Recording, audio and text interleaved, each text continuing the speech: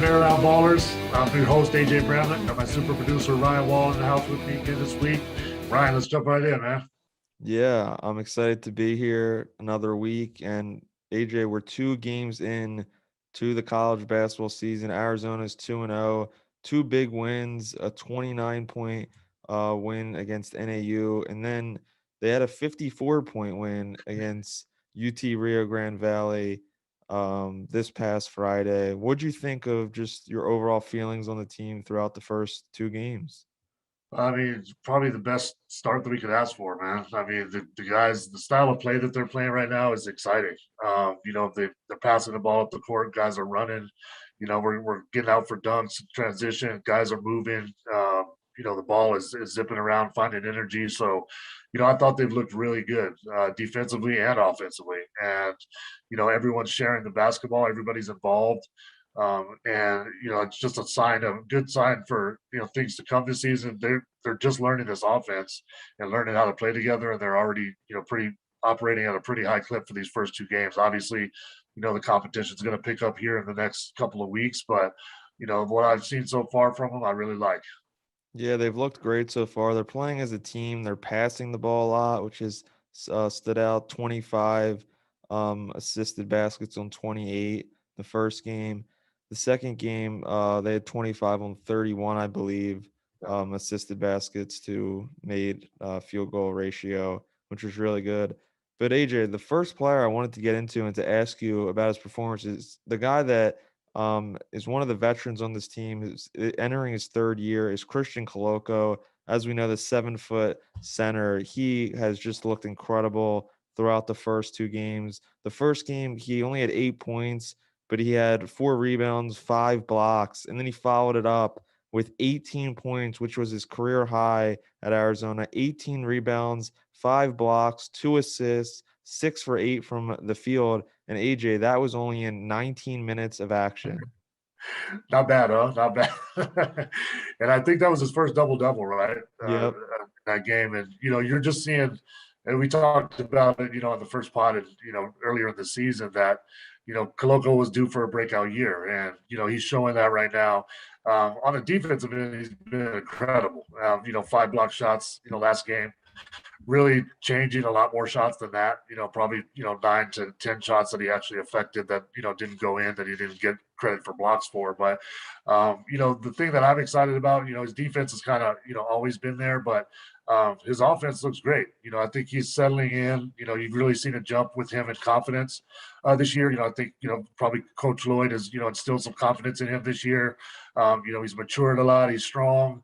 And he's using his physical tools to really make and dominate the game right now, and hope that's going to continue, because it's just good to see. It's good to see him out there, fun, enjoying playing, and operating on a high level.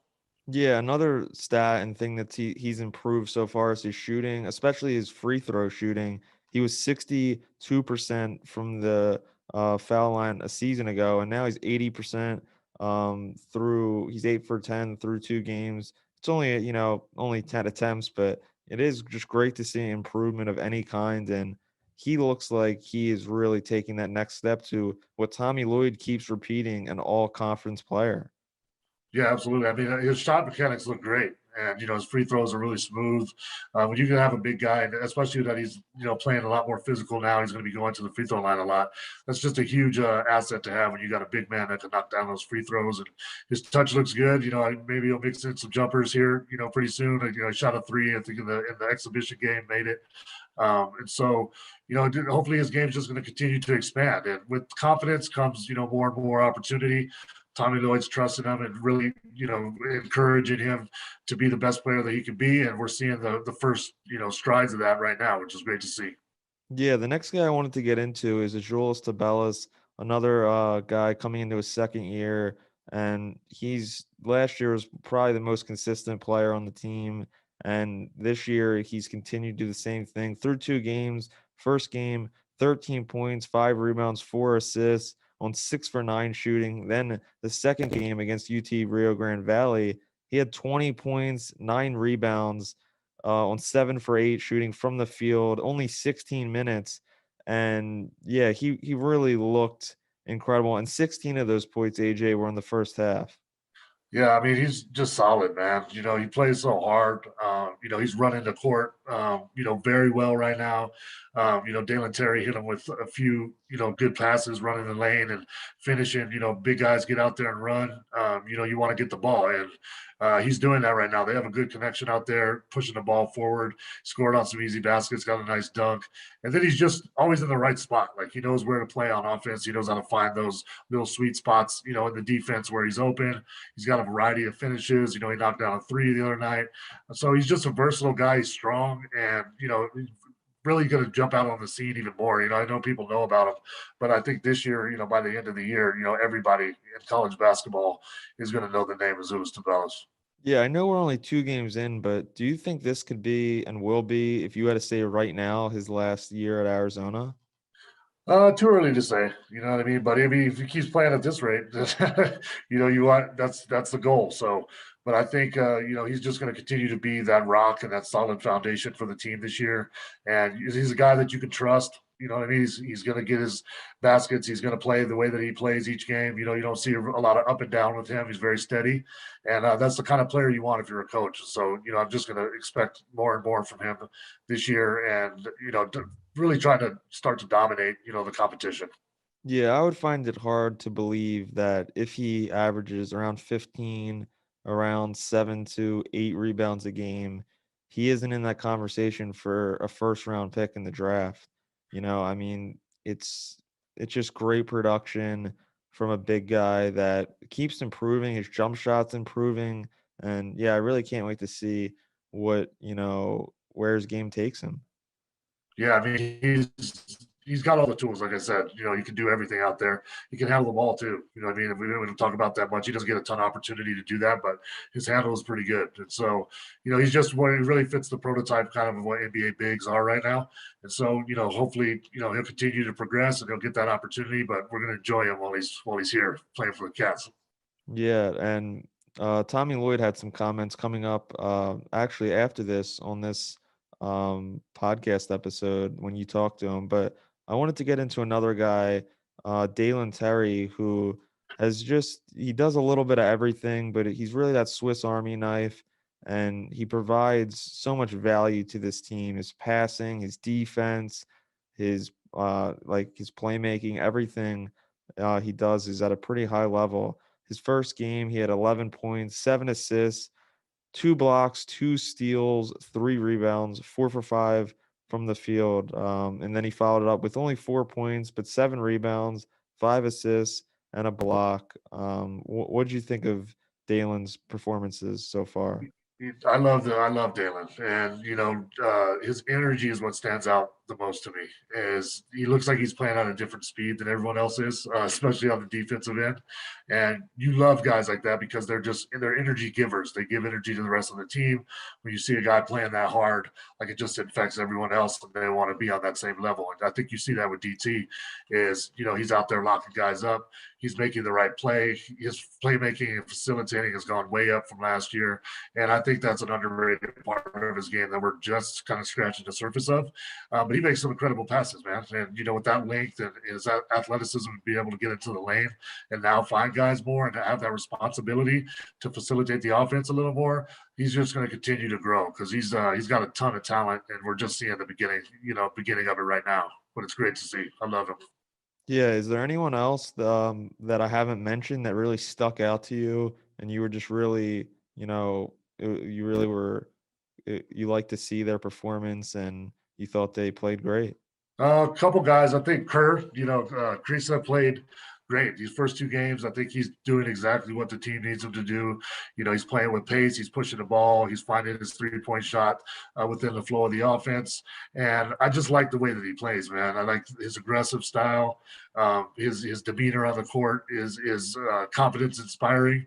And so, he's just playing well. And he's playing free. All the guys are playing free right now. It looks like they're having fun.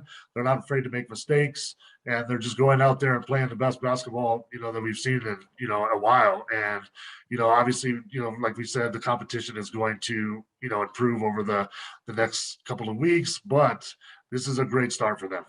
And just the Yeah. chemistry that we see already is the greatest key to it right now. Yeah, Kerr was excellent in his first game, 17 points, 5 assists, 6 for 14 from three. Then he followed it up 3 for 6 from three, 50%, and 9 points.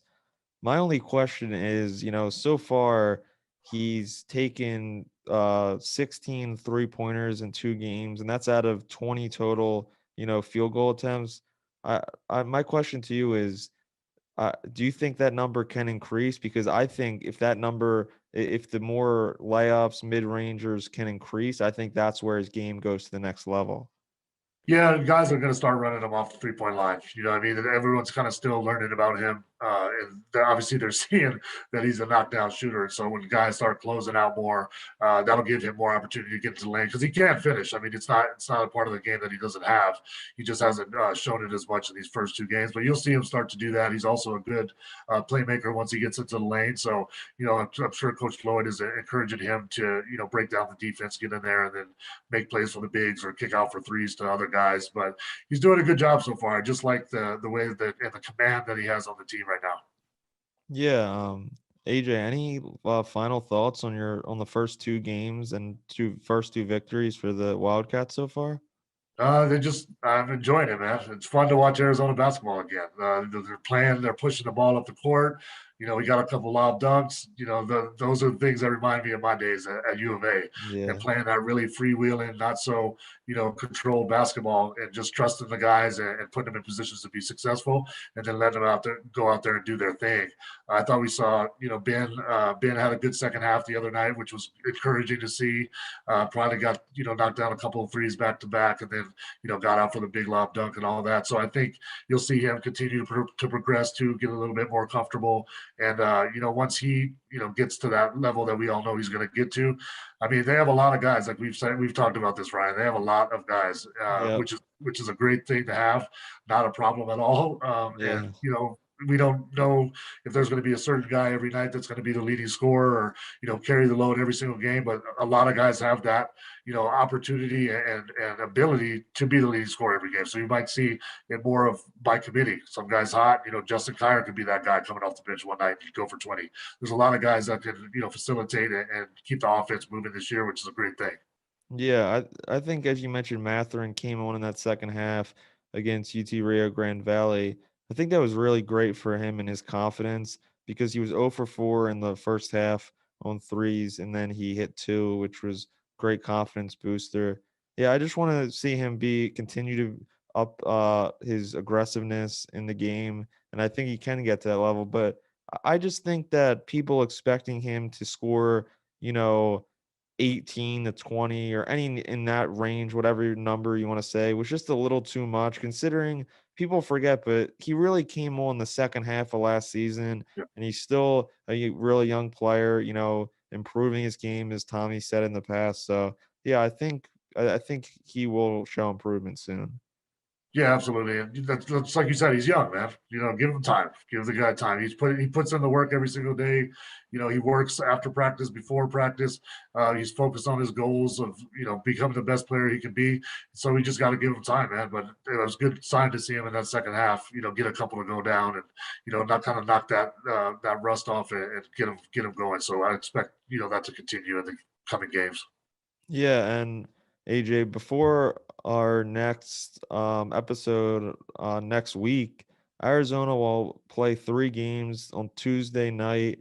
They play North Dakota State at home. Then they go to Las Vegas for the Roman main event tournament, where they kick it off with Wichita State, and then they play the winner of if UNLV Michigan if they beat Wichita State, or they would play the loser in the consolation game. But what do you expect to see in the coming week? I'm excited, man, because this is going to be like the real, South Dakota State game. Obviously, be a tough game, but once we get to Vegas, I think that's when we really see what this team is about, and matching up with Wichita State with the possibility to possibly play Michigan or the winner of that game. I think that's what we want to see. We want to see them go up against tougher competition, see if these things are going to translate to those games, and I think that they are because obviously the basis of the program is sharing the ball and making being a team and having extreme team chemistry. We see that so far in these first two games, and I expect that's when when you get into tough times, those are the things that you can fall back on when you play that kind of basketball. And so I'm excited to see him match up against a couple of tougher competition and see where we're at. Yeah, well, AJ, tell everybody who we have coming up next on the program. Yes, sir. Excited about this one. We got the coach, Tommy Lloyd, coming up next. Bear Down Ballers. Tell you guys a little bit about our partners over at BetRivers Sportsbook.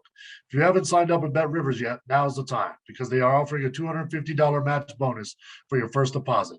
But what sets them apart is that they require just one playthrough to turn your bonus into cash money.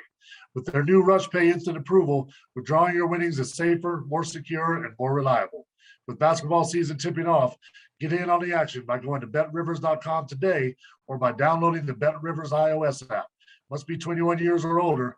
Gambling problem? Call telephone 1-800-GAMBLER. All right. Coach Lloyd, welcome to Bear Down Ballers. Pleasure to have you today.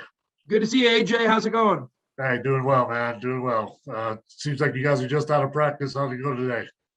Good. Yeah, we had a yesterday off. So, the coach and after taking a Saturday off, you're always wondering how Sunday morning is going to look a little bit. But the guys came out and did a good job. And, we got through some stuff, cleaning up some stuff from the first two games and, kind of starting to prep for our Tuesday game, which, we're expecting a battle. Excellent. I mean, the first two games, congrats on the first couple of wins in the Tommy Lloyd era. I think, the style of basketball that you guys are playing right now is exciting. And, it's fan friendly. Guys seem to be trusting each other. They're playing hard. They're sharing the basketball. I mean, you have 25, assists on 28 made field goals, I think, in the first game, high level of, baskets to assists in the second game. How have you been able to foster kind of that chemistry so quickly with, a lot of new guys and, how have you been able to do that so quickly this season? Well, first off, we got great guys. We got high character guys across the board. And I think that's where you always want to start. And secondly, with me, I've really just wanted to establish, effort areas, how are we going to play, with effort and then the thing probably parallel to that is unselfishness. When you talk effort, I'm talking, how are we running the floor? On makes and misses, how are we rebounding the ball? How are we pressuring the ball defensively? Those obvious effort areas. Are we making the hustle plays? Are we diving on the floor? And those things, we want those things to be the fabric of the culture and how we play. And then, the next layer of that is just, you want to create an unselfish atmosphere where guys are comfortable if they give up the ball, understanding that they'll get the ball back on the next side. And then once they get the ball back on the next side, now we're rocking and rolling. And now the plays all get easier. And then, just creating and making the game easy for each other. And, it's an ongoing battle, when coaching with that stuff, because it seems like you think you made it and you've broken through it. And the next time they come down and the ball gets sticky. So it's just one of those things that takes a lot of maintenance, but the guys have really seemed to be buying in and we'll continue to have to do that because we're going to get tested, coming up here. Yeah, absolutely. I think, I've been a part of, championship teams at the high school level, college level, pro level as well. And on all, there was just kind of one, point that the teams had, which was, like you said, trust and, really the coach instilling confidence in them, in all players on the team. And I think that I see that with your guys so far this season, and that it's more, you're coaching out of more of a kind of a love mindset than a fear mindset. That that you want your guys to, be free out there and play. Obviously, you're keeping them, you're keeping them responsible and keeping them to the keys of what you want to, get done on the court. But they seem to be playing more free, and that's something that I think the fans can see, and the energy around the team. I think am I right on that? Yeah, there's no doubt, AJ. One of the things that I'm a firm believer that love is stronger motivating than fear. And that doesn't mean you don't hold guys accountable or, you don't use the bench as a teaching tool for sure. You do those things, but, I learned a lot, from, being with Coach Few all those years. And one of his greatest strengths was, he got guys to play with great confidence in games. Yeah. And that's something that I definitely plan on carrying on. And I think you can push guys, you can nudge them, you can do what you got to do to make them better and increase their effort. And, and to be honest with you, I'm probably a lot more relentless with that stuff behind the scenes than you're seeing. because, there's a standard we're trying to build to and we got to hit.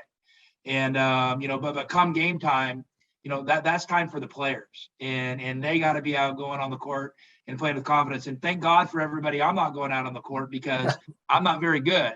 So I need those guys to be good and those guys to be confident. So that's my mindset into trying to help them for sure. Oh yeah, well it's showing out there definitely over the first 2 games, and it's an exciting brand of basketball that people are loving right now. As you know, Coach, Arizona's had a decade-long tradition of producing NBA and overseas pros. During your time at Gonzaga, you were really instrumental in developing guys like Rui Hachimura and Domantas Sabonis, Zach Collins, those guys. Not all programs have the ability to do that, and so. A lot of the guys at Arizona want a chance to go on and play, after college.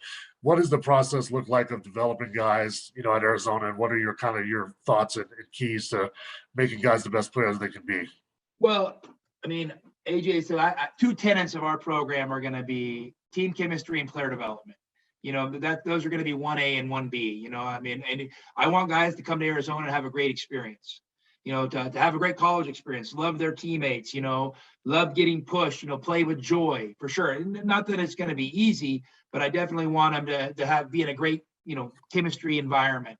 And then player development's huge. I mean, I think one of the best ways to improve your program is to develop guys from within. And, that doesn't mean that you don't put a premium on recruiting, because you do, because you want to get kids that want to be developed. And so we spent a bunch of time with our guys individually, getting better, whether that's, individual techniques or shooting or, moves, defense. But the biggest thing for me is the hardest thing to connect in player development is taking it from an individual work aspect to the team aspect. And so we spent a lot of time with the guys trying to really get them to understand, what are some simple ways to get better? And sometimes the simple way to get better is just play with more effort in certain areas. Run harder, start understanding the nuances of the game, the transition game, angles, what are jump stops, what do they do for you? And, all those little things that, you might not think about as player development, but they're huge, they're huge foundational pieces. And then you start getting better at those, then you look really good as a player. You look like you have a high IQ. And so we spent a bunch of time on that, and it's a work in progress, and it's always a work in progress, but, we're just getting started here. So, I know everybody's excited, that we've played well, maybe the first couple of games, and they're getting their eyes on us, but, I'm sure there's going to be some bumps in the road, and sure. I'm anticipating some bumps in the road, and we'll embrace the bumps in the road. And from those bumps, we're going to learn and get better, because, adversity and experience are the greatest teaching tools. So, we got to hit those things. And I think we have some bumps in the road coming up, and hopefully we'll respond. Yeah, absolutely. I mean, you're doing a great job so far. Keep building those guys up.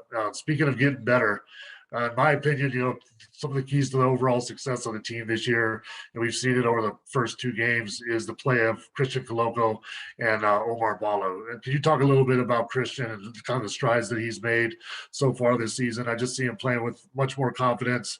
I don't know if that's due to your coaching style and, kind of empowering him more, but I like what I'm seeing from him, so far this season on the offensive and defensive end. And then Ballo just seems to have a tremendous amount of upside, still learning, but, playing very hard right now. What do you expect out of those 2 guys? And what do you need from those guys this year? Well, I make no secret about it. I always want to have the biggest, strongest guy on the court. And I think there's real value in that. And so, when I look at guys like that, I don't look at role players. I look at guys that are in the middle, in the center of everything in our program at both ends of the floor. And, with CeeLo, a lot of times big guys just take a little time to develop. I mean, he came in, was really thin, and, they have a high center of gravity, not a ton of core strength. And so, it takes 2 or 3 years for things to make sense for them. So I think we caught him at the right time, where he'd had a couple of years of good foundational work. His body was starting to mature a little bit. And then we came in, and I just said, CeeLo, I want you to spend a bunch of time here this summer.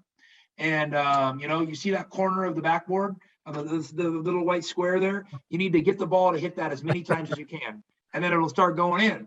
And easy, huh?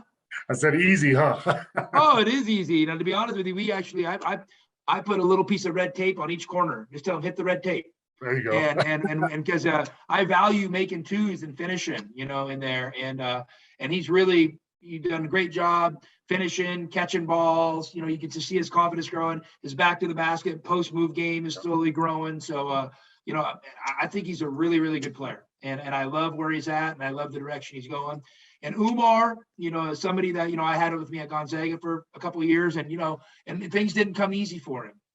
And he's hung with it. He was on some really good teams up there, didn't get a ton of opportunities. And to be honest with you, probably didn't take advantage of the opportunities he had. But he's young.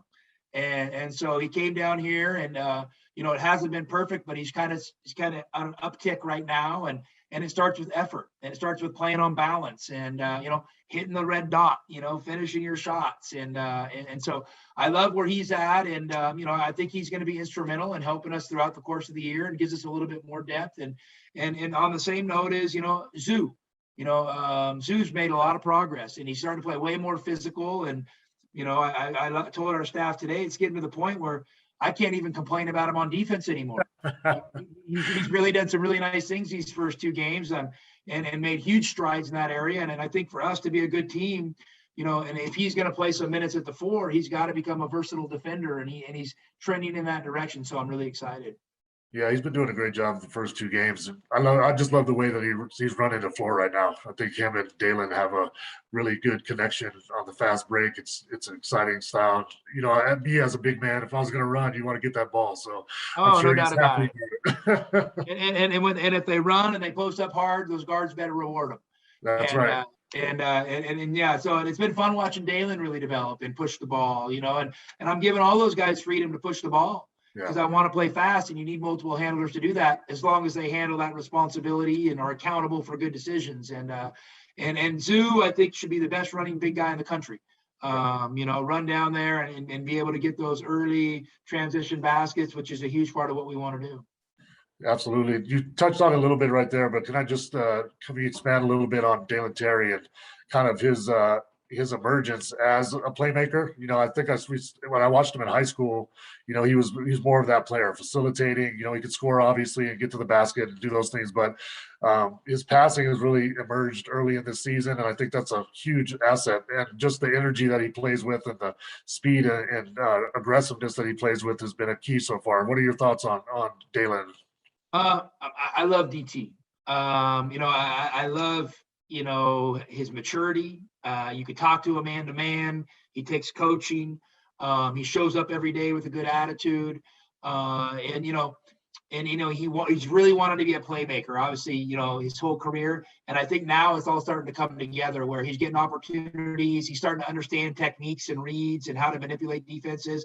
But what he really is good at, he's just a connector in all things we do at both ends of the floor.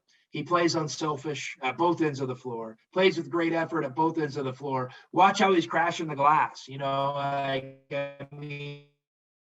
the effort areas, and, he's checking all the boxes in the unselfish areas. And when you have that, you have a really good player who can make a really cohesive, good team. And so I'm thankful for him on that. And Ben Mathurin's making direction. He's making steps in that direction too. I think sometimes these kids have never, and it's no fault of theirs, they've just never played at this pace or with this much movement.